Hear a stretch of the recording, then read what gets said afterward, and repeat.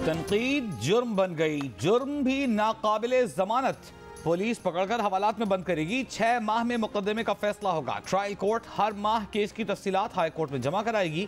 जानबूझकर जाली खबर फैलाने, इल्म होने के बावजूद गलत मालूमात नशर करने, किसी शख्स की साख या निजी जिंदगी को नुकसान पहुंचाने का जुर्म साबित हो गया तो ज्यादा से ज्यादा 5 साल तक की सजा मिलेगी। 10 लाख रुपए जुर्माना भी होगा। तरमीमी एक्ट में तनकीद से मुबर्रा शख्स की तारीफ भी शामिल। हुकूमती कवानीन से कायम की गई कोई भी कंपनी, एसोसिएशन, इदारा, तंजीम, अथॉरिटी शामिल होगी। मुतासरा शख्स के साथ साथ उसका मजाज नुमाइंदा या सरपरस्त भी शिकायत कर सकेगा। पैमरा के लाइसेंस याफ्ता टीवी चैनल्स को हासिल इस्तिस्ना खत्म कर दिया गया। हुकूमत ने prevention of electronic control crime act तरमीमी ऑर्डिनेंस जारी कर दिया। मुतनाज़े कानून पर सियासी रहनुमाओं की तनकीद। मुस्लिम लीग नून की रहनुमा मरियम नवाज ने कहा कि हुकूमत जो भी कवानीन बना रही है, कहने को तो मीडिया और अपोजिशन की आवाज़ बंद करने के लिए हैं, मगर ये कवानीन इमरान एंड कंपनी के खिलाफ इस्तेमाल होने वाले हैं। फिर न कहना बताया नहीं। पीपल्स पार्टी के सेनेटर रजा रबानी बोले, ऑर्डिनेंस शहरियों के बुनियादी हुकूक सल्ब कर रहा है, कौमी मुबाहिसे को रोक रहा है, पार्लियामेंट को कानून साजी के हक से महरूम कर रहा है। सईद गनी ने कहा कि मुसलसल झूठ बोलने, गलीज बयानात और सोशल मीडिया ट्रेंड चलाने वाली तहरीक इंसाफ की हुकूमत अब जुबान बंदी के लिए पेका ऑर्डिनेंस सामने ले आई। शाजिया मरी ने कानून को गैर जमहूरी और आम शहरी के हुकूक की खिलाफ वर्जी करार दे दिया।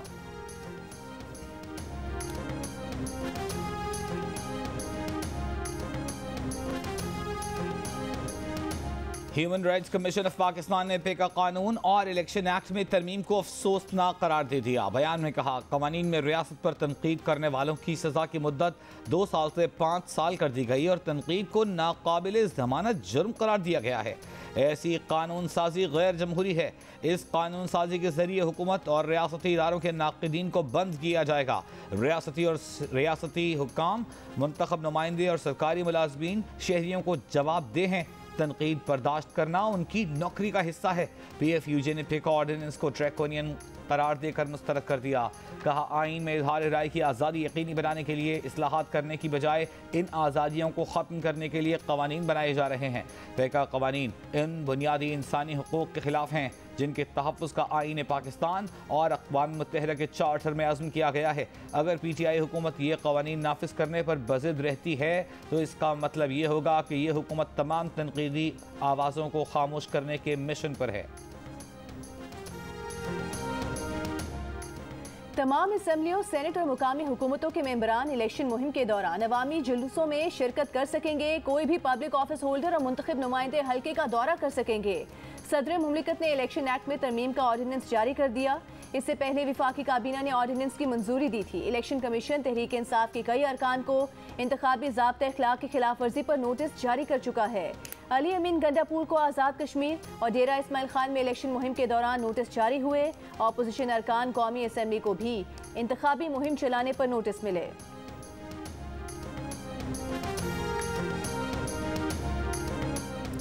आइंदा आम इंतखाबात में पाकिस्तान तहरीक इंसाफ और नून लीग के दरमियान कड़े मुकाबले की तवक्को। 23% पाकिस्तानियों के लिए PTI वोट देने के लिए पहली चॉइस, जबकि 22% मुस्लिम लीग नून के लिए वोट करना चाहते हैं। कौमी सतह पर तो तहरीक इंसाफ को मामूली बरतरी हासिल है, लेकिन पंजाब में 30% वोटर्स की पहली पसंद मुस्लिम लीग नून है, जबकि 24% अफराद पाकिस्तान तहरीक इंसाफ की हिमायत कर रहे हैं। खैबर पख्तूनख्वा में 32% वोटर्स की पहली पसंद PTI है, जबकि 15% की हिमायत के साथ मुस्लिम लीग नून दूसरे नंबर पर है। सिंध और बलूचिस्तान दोनों सूबों में पाकिस्तान पीपल्स पार्टी वोटर्स की पहली चॉइस है, जबकि दूसरे नंबर पर पाकिस्तान तहरीक इंसाफ है। गैलप पाकिस्तान ने 5000 से ज्यादा अफराद किराए पर मबनी नया सर्वे जारी कर दिया।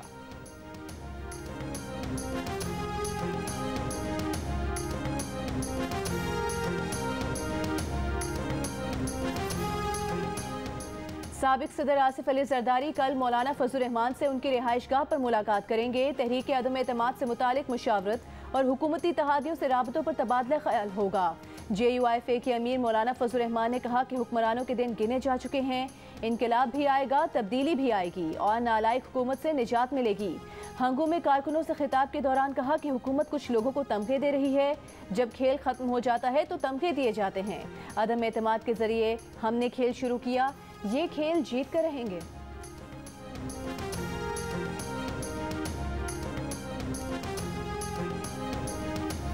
पेशावर से एक शख्स के जरिए अरकान असेंबली को दबाव में लाने की कोशिश की जा रही है। मुस्लिम लीग नून की सेक्रेटरी इत्तलात मरियम औरंगजेब का बयान। कहा, इमरान साहब ये गैर आईनी हरकतें आपके खौफ और शिकस्त का वाज़ेह सबूत हैं। आपकी जानिब से सियासत में इदारे को घसीटने की वजह से पहले ही इदारे की साख मुतासिर हुई। आप सियासत के मैदान में सियासी अंदाज में मुकाबला करें। आप बाज ना आए तो हम इन साहब का नाम लेने पर मजबूर होंगे। वो लोग जो कभी अदम एतमाद की कहानियाँ चलाते हैं, जो कभी 20-20 साल बाद लोगों की इजाज़तें करने चले जाते हैं, तो वो लोग जिन्होंने मुल्क का बेड़ा गर्क किया, हमेशा मुकमुका करते थे, वो आजकल आपको एक बार तीतर बटेर के नाश्ते करते नज़र आ रहे हैं। बहुत जल्द आपको नज़र आएगा कि वो एक दूसरे को फिर सिलेक्टेड कहते हुए नज़र आएंगे। वज़ीर मुमलिकत फ़ारूक हबीब ने कहा है कि वो लोग जो अदम एतमाद की कहानियाँ चलाते हैं, 20-20 साल बाद अयादतें करने चले जाते हैं, ये लोग आजकल तीतर बटेर के नाश्ते करते नजर आते हैं। बहुत जल्द ये लोग एक दूसरे को सिलेक्टेड कहते हुए भी नजर आएंगे।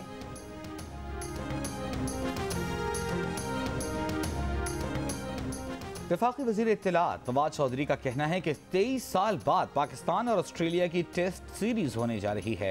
पूरी कौम क्रिकेट की इस बहाली का जश्न मना रही है, लेकिन अगर किसी के पेट में मरोड़ उठ रहे हैं तो वो हमारी चूं चूं का मुरब्बा ऑपोजिशन है, जो एन उस वक्त पिंडी में अपना किराए का शो करना चाहती है जब पहला टेस्ट शुरू हो रहा है। मोहसिन बेग के खिलाफ इस्लामाबाद पुलिस ने एक और मुकदमा दर्ज कर लिया। मोहसिन बेग पर बगैर लाइसेंस पिस्तौल रखने का मुकदमा गुज़िश्ता रोज दर्ज किया गया।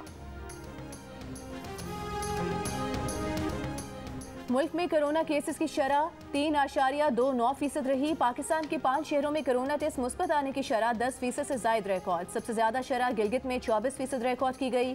कराची में कोरोना केसेस की शरह 3.27% रिकॉर्ड की गई।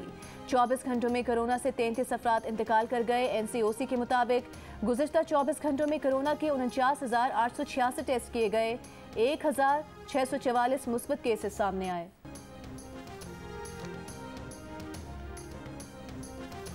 लाहौर में नई गाड़ी की नंबर प्लेट घर पर आ जाती है, लेकिन सिंध में 2016 से जनवरी 2021 तक नई गाड़ियों की नंबर प्लेट्स जारी नहीं की गईं। 3 लाख से ज़ायद गाड़ियों के मालिकान नंबर प्लेट्स के हुसूल के मुंतज़र हैं। सिंध का महकमा एक्साइज एंड टैक्सेशन इस मद में शहरियों से करोड़ों रुपए जमा कर चुका है। दफ्तर में नई गाड़ियों की रजिस्ट्रेशन करवाने वालों का हर वक्त रश रहने लगा। हुक्काम कहते हैं जदीद सिक्योरिटी फीचर पर मबनी नंबर प्लेट्स का इजरा आइंदा माह से शुरू कर दिया जाएगा। विफाकी वज़ीर कानून फ़ारूक नसीम कहते हैं कि मीडिया आज़ाद है, जो चाहे तनकीद करे, लेकिन फेक न्यूज़ नहीं होनी चाहिए।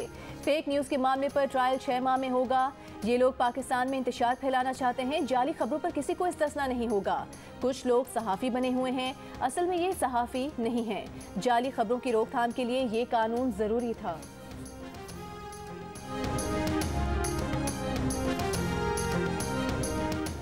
वफाकी वज़ीर बराए उमूर कश्मीर अली अमीन गंडापुर ने कहा है, खैबर पख्तूनख्वा के बल्दियाती इंतखाबात में कामयाब होने वाले मुखालिफ मेयर्स को भी तरक्याती फ़ंड्स मिलेंगे, लेकिन नज़र रखेंगे कि रकम अवामी फलाह बहबूद पर ही खर्च हो।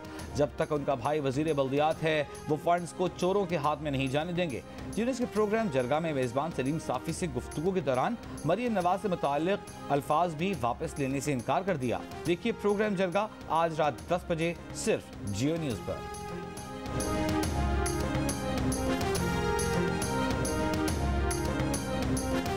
सारी दुनिया में लोग करप्शन के खिलाफ इकट्ठे होते हैं। अजीब बात है कि सारी करप्ट ऑपोजिशन एक ईमानदार आदमी के खिलाफ इकट्ठी हुई है।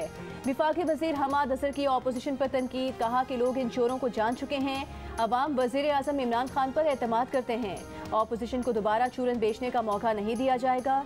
ये भी कहा कि कोई शक नहीं, कोरोना के बायस दुनिया भर में महंगाई में इजाफा हुआ। सख्त फैसले करके मुल्क की मईशत को संभाला दिया है।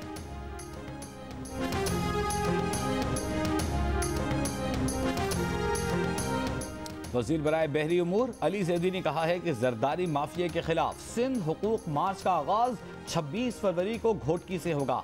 मार्च सिंध के मुख्तलिफ अजला से होता हुआ 6 मार्च को कराची पहुंचेगा। अमीर जमात इस्लामी सिराजुल हक ने कहा है कि नाकाम हुकूमत को जाना चाहिए। तमाम ऑपोजिशन एक है जो PTI का साथ दे रही है। सेनेट में ऑपोजिशन की अक्सरियत है, लेकिन हर बिल हुकूमत पास कराती है। मरियम और बिलावल एक स्टेज पर आकर बहन भाई बन जाते हैं, अगले दिन एक दूसरे के खिलाफ बयान देते हैं।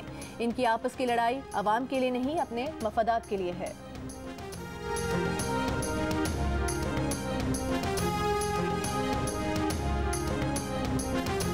वज़ीर इत्तलाआत सिंध सईद गनी ने कहा है कि जब पीटीआई हुकूमत में आई थी तो पेट्रोल 86 रुपए फी लीटर था, आज 160 रुपए है।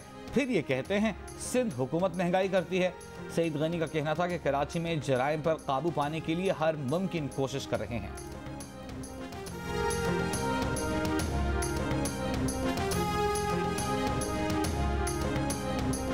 वज़ीर आला पंजाब उस्मान बुज़दार से दुबई में मुत्तहिदा अरब अमारात के वज़ीर शेख अल नहयान बिन मुबारक अल नहयान ने मुलाकात की। उस्मान बुज़दार कहते हैं कि दुबई ग्रुप पंजाब में 60 अरब रुपए की सरमायाकारी करेगा और लाहौर की बुलंद तरीन इमारत तामीर करेगा।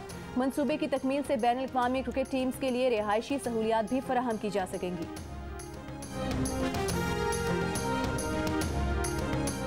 बलूचिस्तान के जिला कच्छी में फायरिंग के वाक़े में मुल्ज़िमान अब तक गिरफ्तार न हो सके। जाम बहक अफराद के लवाहिकीन और कबीले के अफराद का बलूचिस्तान असम्बली के सामने धरना तीसरे रोज़ भी जारी है। 3 महीने पहले जिला कच्छी की तहसील बालानाड़ी में फायरिंग से 2 भाइयों समेत 3 अफराद जाम बहक हो गए थे। 500 की दौड़ में अदाकारा आमिर खान को शिकस्त होगी या नहीं? जियो न्यूज़ के प्रोग्राम जश्न क्रिकेट में आज के मेहमान होंगे सिंध के वज़ीर नासिर हुसैन शाह और अदाकारा नाज़िश जहांगीर। देखिए प्रोग्राम रात 11 बजे सिर्फ जियो न्यूज़ पर।